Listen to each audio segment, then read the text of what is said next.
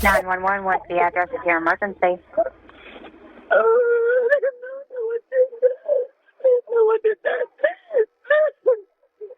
Okay, take a deep breath for me and tell me exactly what happened. He's laying on the front porch right now. He's not breathing. I don't know how this happened.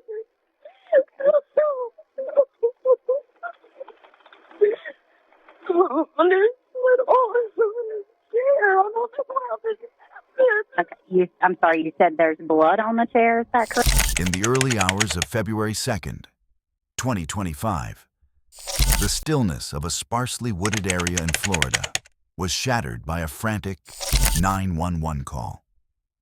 On the other end of the line was 34-year-old Katie Haynes, her voice trembling as she reported a horrifying scene inside her mobile home caravan. Police were immediately dispatched to the scene, but what they encountered was even more disturbing than her description. In the cramped space, Katie stood there with dark, dried streaks of blood on her face, her dazed eyes fixed on the body of Ryan Syrunk, her step-grandfather, lying motionless in a large pool of blood. The officer's initial reaction was one of deep suspicion, as Katie continued to sob while giving fragmented and contradictory statements about an unclear sexual assault. Sheriff's office, anybody here?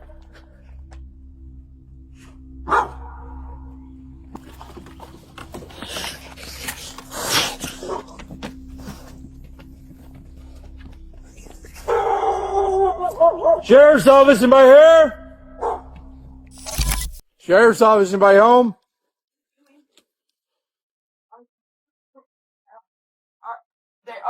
Yes, ma'am, they're here. They're here. All right, yes, ma'am. Is there another way in? No, sir. No. This is the only way in. You can have EMS approach. He's not responding. Hey, so when was the last time he was seen normal? Or when was the last time you saw him alive? Last night. Last night. What was he complaining of? They couldn't fuck me. He couldn't fuck you. Yeah, if you want to know the truth. Okay, no, that's fine. He was referring to medical. Did he have... Not that I know of. I mean, he was a smoker. I mean, as far as medical, I don't Do know. you have what GI issues? I don't know. You don't know? I How long don't know have you what known him? GI issues are. How long have you known him? Since I was 10. Since you're 10? Okay. Yes, sir. Okay. Alright. And he wouldn't complain of, like, stomach pains? He wouldn't complain of... Not to me, was it? No, sir. I don't know.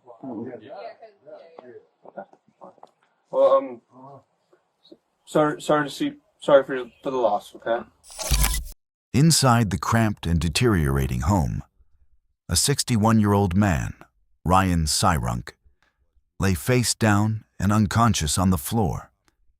Standing nearby was a sobbing woman, 35-year-old Katie Lynn Haynes. In her initial statement, Katie said that the night before, she had been drinking with Ryan in the caravan, and things began to spiral out of control when he attempted to force himself on her. So, Katie, what happened? I was here last night. Mm-hmm. He stays up there. I had a few drinks. I guess he got himself in a drink. But then he came back here. Okay, stop wiping your face for me, okay? You have some blood on it. Do I? Yeah. Do I? You do. So, just... You were having some drinks. Yes, and he came back here. And at first we were talking. And then he wanted sex. Mm-hmm. And at some point he forced himself on me. And I don't know how that happened though. I don't know how it came to that. Did you have sex with him? No. You said he forced himself on you. No, No, I fought him off. You fought him off? How did you fight him off? I don't know. I don't know how it came to that. I don't know how it came to that. Okay. How much had you had to drink? I had, I'm pretty sure there's probably nothing left. So I had, About 10 shots is what I had. You were drinking liquor? I was. Okay. Yes. How do you know him? He was married to my grandma back when we were younger. Okay, so he used to be your grandfather? Yes. Okay. What's his name? His name is Ryan Sistrunk.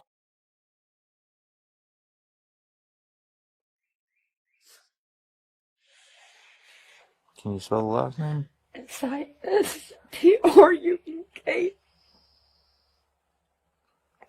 Hey, Yude. Yeah. Can we come get some pictures of her real quick? Yeah. So how long have you lived here?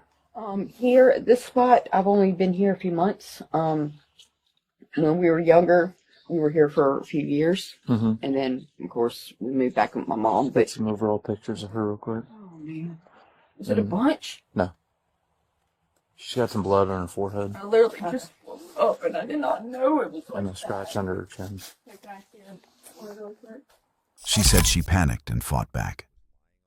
But then her memory suddenly cut off. When asked about what happened next, Katie repeatedly insisted that she couldn't remember anything, claiming that everything after that moment had simply vanished from her mind. According to her, when she came to, she was in the back room and only then discovered Ryan lying motionless, with no understanding of what had occurred. However, this pattern of clearly recalling events before and after, yet becoming vague at the crucial moment, what investigators refer to as a fog narrative, quickly raised serious doubts about the credibility of her entire account. And you have a scratch on your chin, you said? Looks like she has one on her neck. Oh, that's a scar. Oh, okay. That's a scar. Okay. Do you have any? Can you feel any pain or anything? No. I mean, I have something right there, I Yeah, guess. she's got some blood on her nails. Any on the, palm side? Okay. Okay. Is this the stuff you were sleeping in? No, I just put this on. Yeah, I saw you put that on. Yeah, I on just put pants on. Okay. So you said you had about 10 shots? Yeah. Okay. Yes, sir. And then last night was around what time? I'm not sure what time it was. I know we both went and got something to eat, but it was still daylight when that happened. Mm-hmm. Y'all had already been drinking? No, not when we went and got something to eat. Do you know about what time you started drinking? Probably when we got back, because I know when I got mine, he got his. So, and that was right before it started getting dark, I guess. So you had about 10 shots alone? I stay back here Yeah. myself, and he stays up there. So y'all had about 10 shots, or you had 10 shots, he was drinking in his house, and then at some point, you don't know when, he came back to your house. Yes, sir. Did he knock on the door, or what? No, he just hollers. I mean, he hollers when he comes up on the porch. Okay, so he just yelled? Yeah, he just yelled. And you came out? No, I didn't come out. He came in. Oh, he came in the house. And then what happened? He sat down. That's why all the covers are on the floor. He sat down. And where did he sit? In the recliner chair, or yeah, in the one over there closest to To the the kitchen. door. Okay. Yeah. And then what? We were talking. Mm-hmm. And then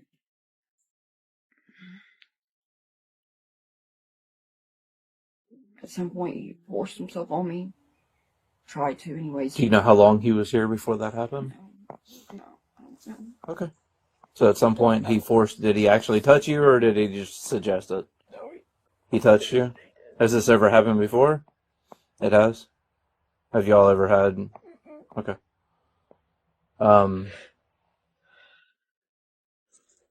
So he tried, and then what happened after he tried forcing himself? I fought myself off, but I didn't know it was like You fought yourself off? I didn't know Can it you was that. describe how you fought yourself I don't off? even remember, sir. You don't remember? No, sir. Do you remember what happened when he left? No, I woke up back here in the room, Mm-hmm. and I came out and I seen him like that. I did not know it was like that. Do you remember going to bed, or so you just remember him forcing himself on you, and that's the last thing you remember? Next thing you know, you woke up. Yes, sir. Okay. So the next step is we're having detectives come out. They're going to talk to you. We're going to have a crime scene unit come out. They're going to take pictures. They're probably going to collect your clothes. Okay. Okay. And then they're going to get a more formal statement from you. Okay. Because there's a lot of questions that I couldn't answer. So if you could try to rack your brain and figure out what time, think about what happened after he assaulted you. Try to be very thorough. Okay. Okay. Because there's a lot of questions that need to be answered. Yes, sir. In the immediate aftermath of George Floyd's death, federal investigations were swiftly launched. The official autopsy concluded that his death was a homicide. Derek Chauvin was charged with multiple serious offenses and ultimately faced judgment in court, a verdict that shocked the public and became a powerful symbol of justice being carried out. The 3 other officers involved, Thomas Lane, J. Alexander Kung, and Tu Tao, were also held accountable, as their roles in the incident were brought to light and addressed under the law. You want to sit in his truck where it's warm? It's fine. Yeah. It's fine. It's warm back there. I'm about to say.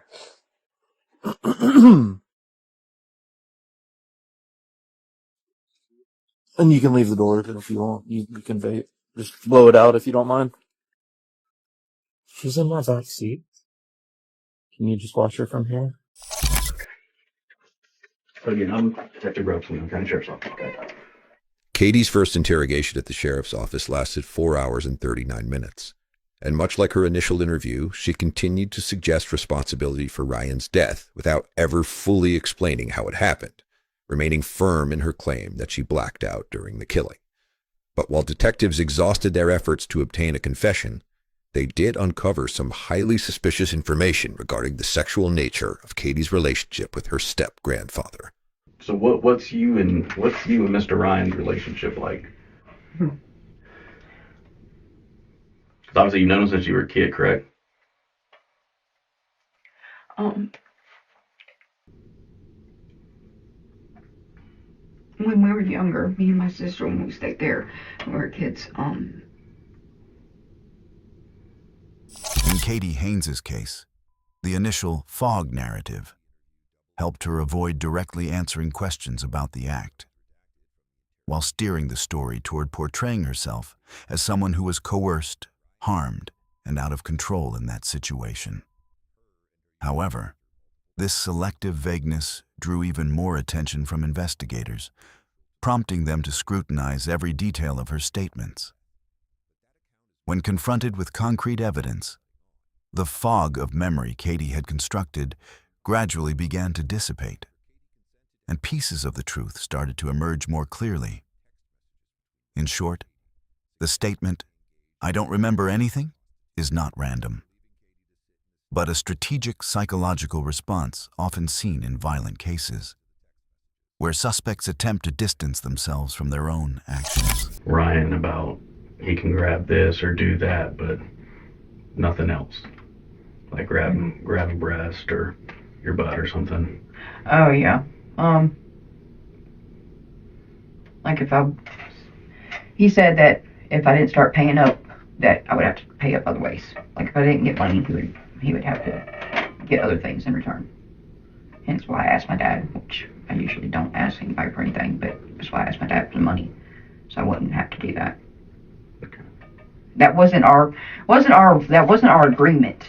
Okay. I mean, staying back there is his mom's place. She let me stay there, and she's actually been helping me out with my phone bill and stuff. He's got it before, but he said that if he was going to start helping, if he was going to keep helping me, I would have to give him stuff.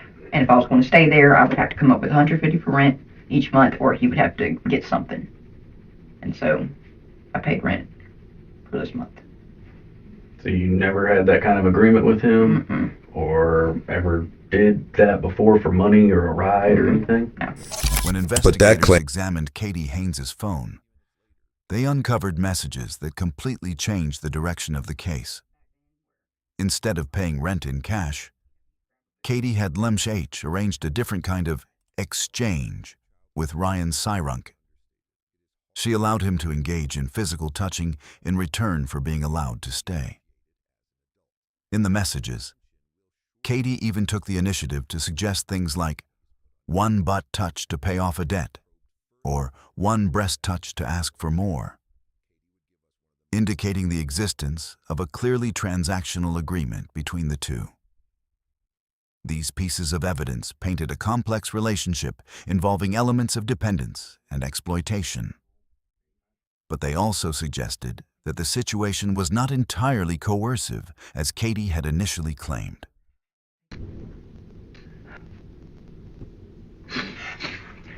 I don't know for sure, and I don't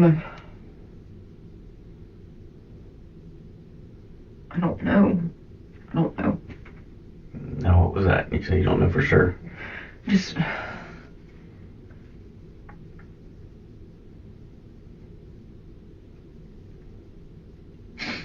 don't know, I just keep seeing myself going towards the back.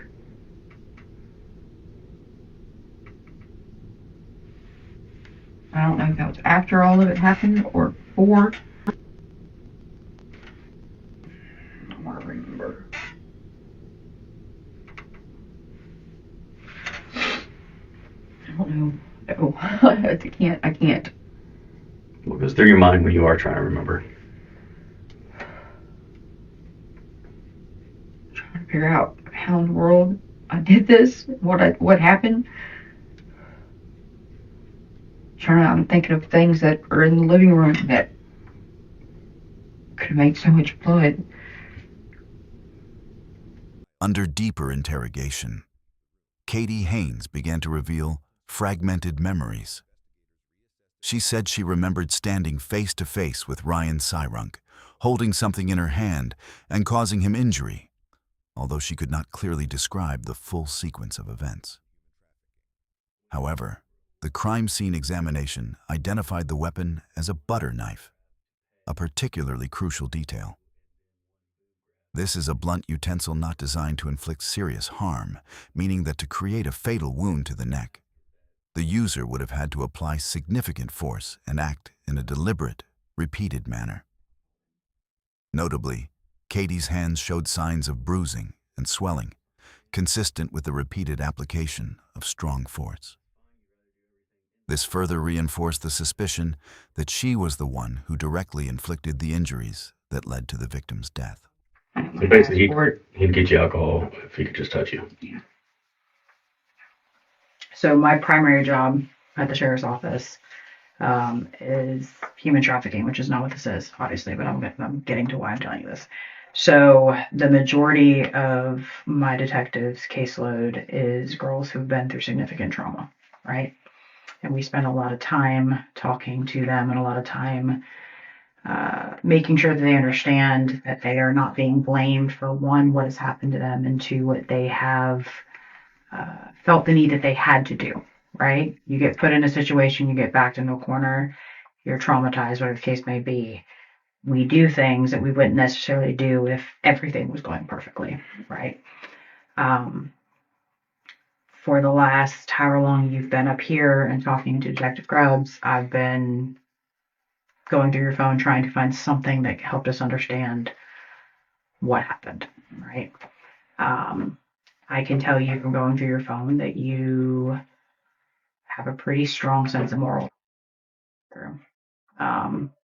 Just from some of the conversations you've had where you've told people you won't do certain things and, you know, you'd rather work for the money and I commend you for that because that's not easy, right? Like we find ourselves back into a corner and we find ourselves down on our luck and desperate people do desperate things. And you, from what I can tell, have not done that you would rather work. You know, I saw the text messages about trying to get a resume together and text messages trying to find work and text messages trying to keep your crappy, excuse my language, ex-boyfriend in line, right? Yeah. All of these things. And so you find yourself at Ryan's, Rhino, whatever you want to call him's place, and you're trying. My concern is people like him take advantage of other people when they know that they're down on luck. They're desperate, right? And so, you know, you tried to maintain peace and you tried to keep the status quo so that you had a roof over your head for you and your adorable cat, by the way. You know, and so you've done all these things And he keeps pushing a little bit farther each time that you guys have some sort of interaction. And obviously, he pushed a little too far last night. The issue that I'm having, and I don't say issue like there's a problem, but the issue that I'm having is obviously something happened, right? Like, we don't typically, a normal day to you is not going to wake up to someone deceased on your front porch, right? And so what I'm trying to figure out, and what we're all trying to figure out, is how we got from the point of I went to go get Mexican food, good choice by the way, to we were drinking, I was watching Netflix, to we were drinking, he tried what he tried, I went to bed, I wake up, he's deceased. There's a lot of holes in that. And so we're in a position where we can't help you unless you help us help you. It's like that. What's that stupid movie? Help me help you. Yeah. You know what I'm talking about? Yeah. Such a cringy line. But regardless, like, we can't help you if you don't help yourself, right? And so if you can help us fill in some of these gaps, ultimately it helps you. Because right now it just looks freaking weird. I don't know what happened though to make it this. Like, I mean, I know what happened, but what exactly, like, what happened at that moment, I don't know. I want to know. What do you mean, you know what happened? Like I mean, I know what led up to everything as far as night and what he wanted, but whatever altercation or however it was that I got away, I don't know what happened at that moment. I just know I wanted to get away from him. That's absolutely that's what we're trying to tell you. Like, you didn't. What you're saying, you did not do anything wrong. It's not your fault. It's understandable. We're not here blaming or anything. Okay, we're not. I've been very cooperative with us, so we've tried to be patient and transparent. We just obviously we're all trying to figure out what happened and fill in the gaps. Okay. Give some time to think. Yeah, You can try I to had fill a it. question and I'm sorry. No, it's not you. It's just it completely. I'll think of it. Do you need more coffee? No? Do you need some water? How'd I make it? No, it's good. You good? Yeah. Okay. I would. Try to give you a little extra sugar. You don't have to Thank lie. you. I I was gonna blame the coffee It's machine. fine. We'll get you some water. All right, thank you. We're having a very hard time explaining how any of this happened. Mhm. And, you know, I relayed what you told me, right? There's just this gap, right? And if it is a gap because you don't want to talk about it, or it is a gap because you are ashamed, or is a gap because you are embarrassed, or it's a gap, whatever that may be, I need you to understand there is nothing you can tell us that is going to make us go, I can't believe she did that. Because if what you're telling us is true, right, then if something happened, then it was you were defending yourself. So we just need to figure out why. I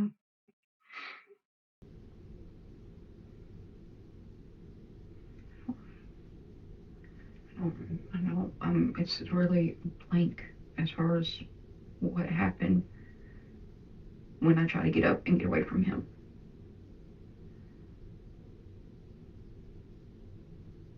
I don't know how all that blood got everywhere. I don't know what happened. I want to tell you. I want to know because I'm sitting here trying to figure it out, and it's really. I don't want to keep thinking about it. Sure. But I don't know. Like, I can't. I don't see what happened. Okay.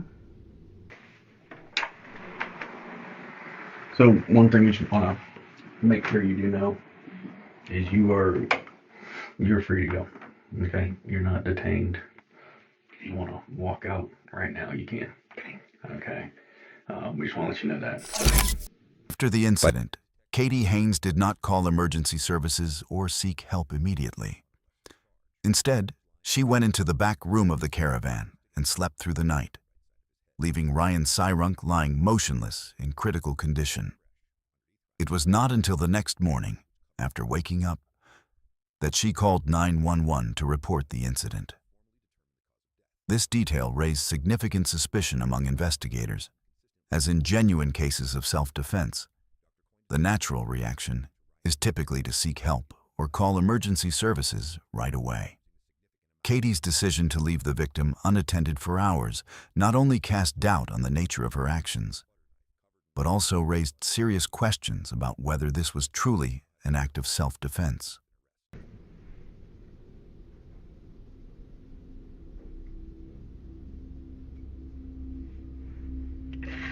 Started having flashes of memory. That's a good thing. It's starting to kind of come back. It can be overwhelming. Detectives began this new interrogation with sympathy, trying to support Katie as she gave her emotional testimony. Okay. So, now it has been a while. Tell me what happened. All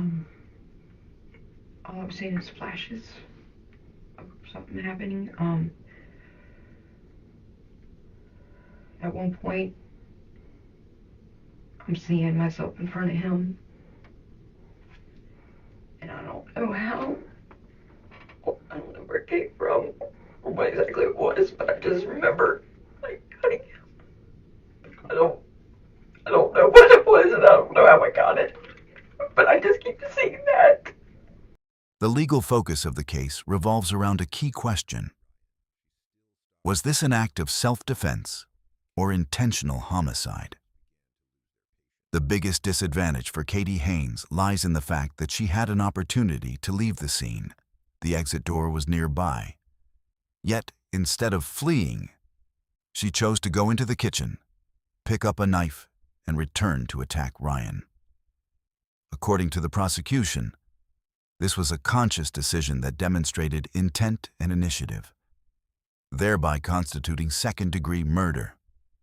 On the other hand, the defense may argue that Katie was a victim of prolonged exploitation, psychologically pressured within a dependent relationship, and that her actions were the result of an emotional breakdown after being pushed beyond her limits. And it is precisely this tension between the two perspectives that will determine the true nature of the case in court. I'm telling you, if you be honest with yourself and just let it out, the more information that you're trying to hold in, it'll help, okay? Not only in anything else, but your emotional, it'll help you, okay? So we want to know the details of what happened. I know it's hard. But you gotta tell us, okay? You gotta talk to somebody about it, and we want to listen to you. And we weren't there, so we can only speculate what happened. But we need you to kind of tell us really what happened, okay? Can you tell us really what happened? Tell me, it'll get off your chest and make you feel a lot better, okay? He got there. I don't remember exactly what was said, but I know that he was talking about it, and part of me wanted to just be done with it. Mm-hmm. I didn't want to be done with it, so I figured I could go ahead and give him what he wanted, and so it would stop. And what do you mean by that? Whatever he wanted to have sex with him, whatever he meant. And I got you. That made you upset, didn't it? I was there, and I was going to, but I knew I didn't want to. When did you pick up the knife? I don't know. I don't know. I just know I was there, and I didn't want to do it. I don't know after that, but I don't Do you know. remember what you used? No, I don't. You don't remember where you got it from? No. You sure? I'm sure. I'm sure I don't. And make you feel better. I would love to tell you, but I don't. So, what did you do to him? I don't know exactly. I know that I don't know. Hurt him? I don't know what I did though. I just know I woke up and he was there. And I remember being there and not wanting to do that. That's what I would like to know too. Because I don't know. Katie, can I be honest with you? Yes. I don't think you're telling us the truth. I don't.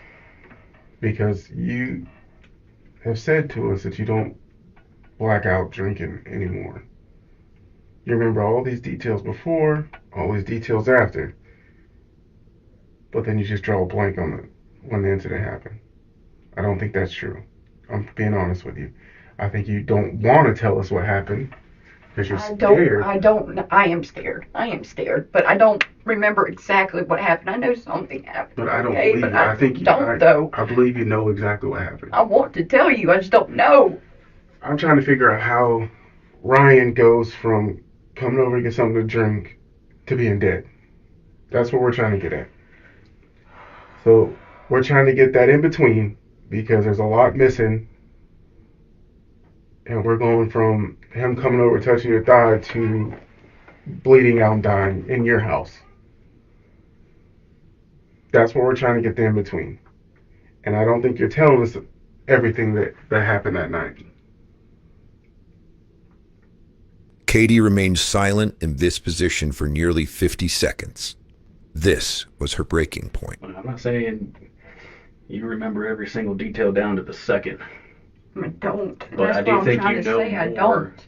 And that's what we're saying. I think, and I get that. I get not know every tiny little exact detail. Okay, that's understandable. Again, going through a traumatic event, that's understandable. Mm-hmm. But I do think you remember the broad details of what happened.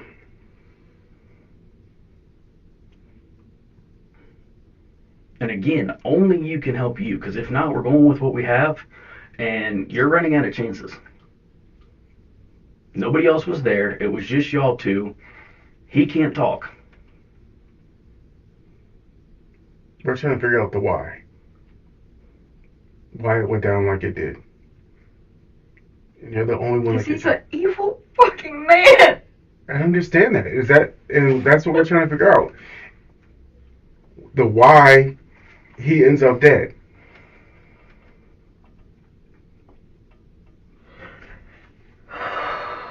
We want to know why you chose Saturday night to be the night that you stabbed him. That's what we're trying. That's what we're trying to figure out. The why. I've never thought about that. You know, it's not. I don't know why neither. I don't know why neither. Okay, then what happened that made you stab him?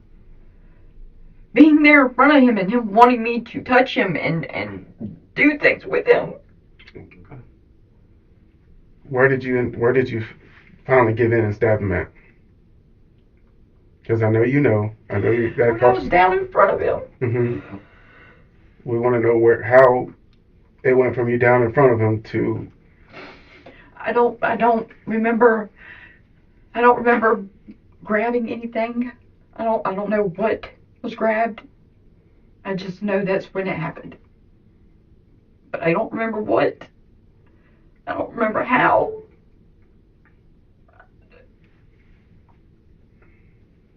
In the end, the entire case seems to revolve around a brief moment. A decision made in just a few seconds that changed everything. Katie Haynes did not step out the door to leave. Instead, she turned back inside, picked up a knife, and confronted Ryan Syrunk. The outcome was that one person lost his life, and another now faces a charge of second-degree murder.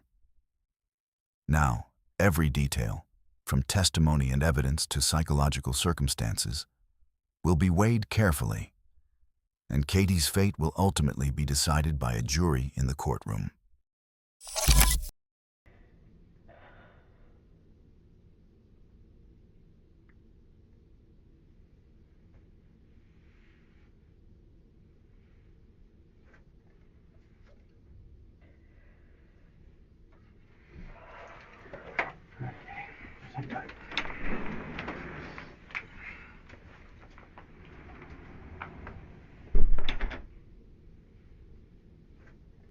After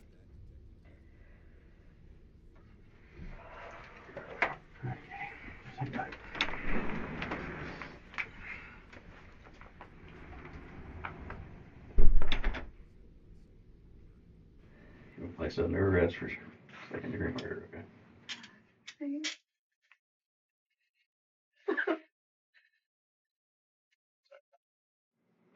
Appreciate you now. I appreciate you cooperating and you finally being honest, not just with yourself, but with us about everything that happened, okay? I want to move forward, okay? Okay.